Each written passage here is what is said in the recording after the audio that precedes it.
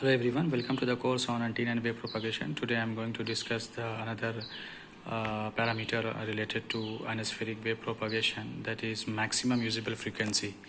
Okay, in my previous session I had discussed the critical frequency and we have solved various numerical based on the application of critical frequency. Today I am going to start the very important frequency which is known as maximum usable frequency. In short, it is very commonly known as MUF. MUF. Okay, now how will you define the maximum usable frequency? So it is defined as the limiting frequency. It is defined as the limiting frequency which can be reflected back, okay, to the earth from the ionosphere at any angle of incidence rather than vertical. Okay, so this is the definition. Now let me tell you more on this.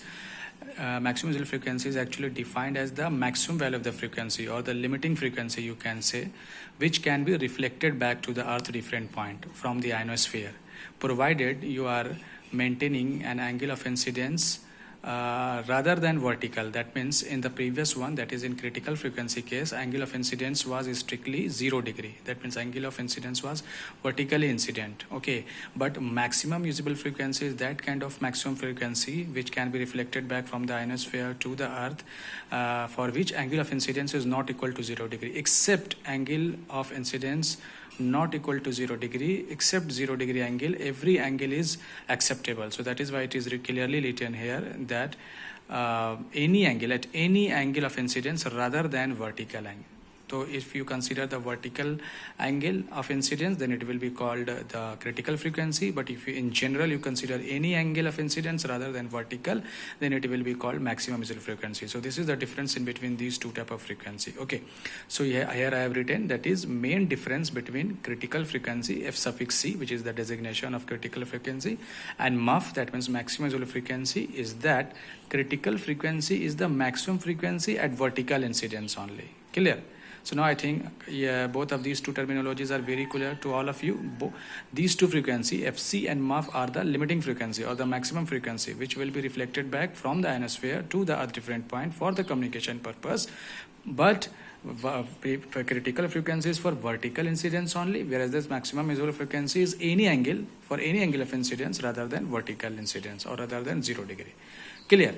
Now MUF plays very important role, means maximum usable frequency plays very important role for bending of electromagnetic waves from the layers of ionosphere. Okay, means I have already explained in my previous session how the microwave bending phenomena is taking place inside the ionospheric layer because of the the availability of the ionic concentration at that particular time in particular layer.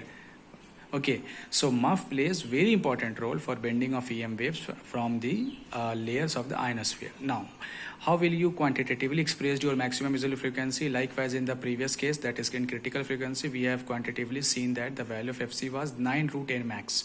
Okay, so here you have to apply some kind of condition with this kind of MUF, and you will get the quantitative expression for the MUF. So I have written here mu is equal to, we know that sin I by sin r, which is equal to root over 1 minus 81 n by f square, which is the refractive index value for the ionospheric propagation. Clear?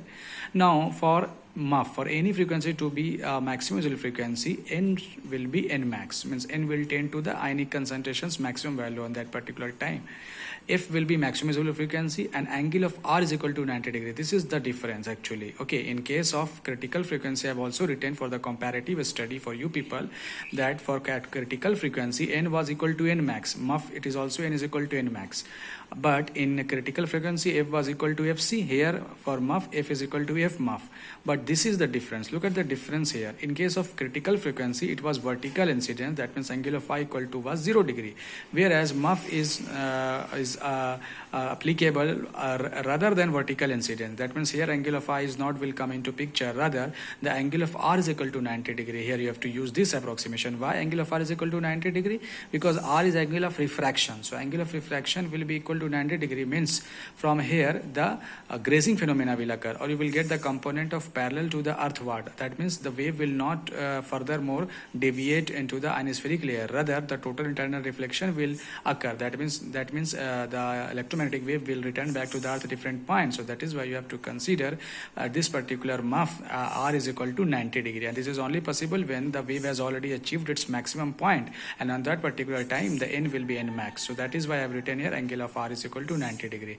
Means angle of r is equal to 90 degree allows us to bend the electromagnetic wave, or total internal reflection takes place. Now with this approximation we will go ahead with and put the value of this in this particular equation, and we will have the quantitative value of the maximum visible frequency. So now just put these values here. Mu is equal to sine I, in place of r you just put 90 degrees, so this will give you sine 90, which is equal to root over 1 minus 81 n will be n max. So n just n max, and f will be f muff, so f muff is square. So this will give you sine 90 will give you 1, so mu is equal to sine I upon 1 means sine I, which is equal to root over 1 minus 81 n max by f muff is square. Now squaring both sides you will get sine square I is equal to square root will cancel out, so 1 minus 81 n max upon f muff is square. Now transpose this term into right side and transpose this term into left side, you will get 81 n max upon f muff is square is equal to 1 minus sine square I, which will give you cos square I. So f muff square will be equal to 81 n max upon cos square I. It will go up and it will give you sec square I into 81 into n max. Cos theta is 1 by cos I is equal to sec I.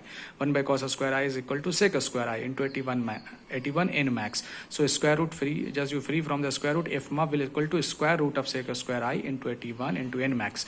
So square sec square I will give you sec I. This is 9 square root of 81, and this is root n max. Now we know that well established formula of 9 root n max is actually critical frequency. So you have just substitute the value of 9 root n max as fc. So finally your f muff will become sec I into fc, or you can write f muff is equal to fc upon cos I. So these two expressions are very important. Sometimes you use fc into sec I, sometimes you use fc upon cos I. So these two are very important in order to solve the numerical.